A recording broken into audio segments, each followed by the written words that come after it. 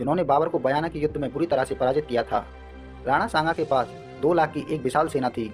जब बाबर और राणा सांगा का युद्ध अनिवार्य हो गया था तो बाबर की सेना राणा सांगा से भयभीत हो गई थी। राणा सांगा राजपूताना का एक मजबूत शासक था, जिसके बारे में जानकर बाबर की सेना उससे डरने लगी थी। अपनी सेना को डरता हुआ देख बाबर ने इस युद्ध को जेहाद में घोषित कर दिया।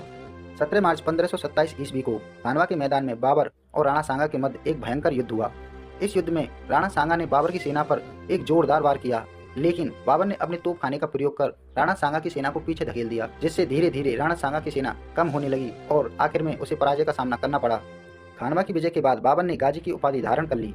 खानवा की इस जीत के बाद दिल्ली और आगरा के क्षेत्र में बाबर की स्थिति मजबूत हो गई थी। इस युद्ध के बाद इसने मालवा के क्षेत्र में चंदेरी के राजा मोदनी राय को भी पराजित कर दिया था और आखिर में घाघरा के युद्ध को जीतने के बाद 26 दिसंबर 1530 ईस्वी को इसकी आगरा में मृत्यु हो गई। इसके शव को पहले अस्थायी रूप से आगरा में दफना गया और बाद में काबुल ले जाकर स्थायी रूप से दफना दिया गया।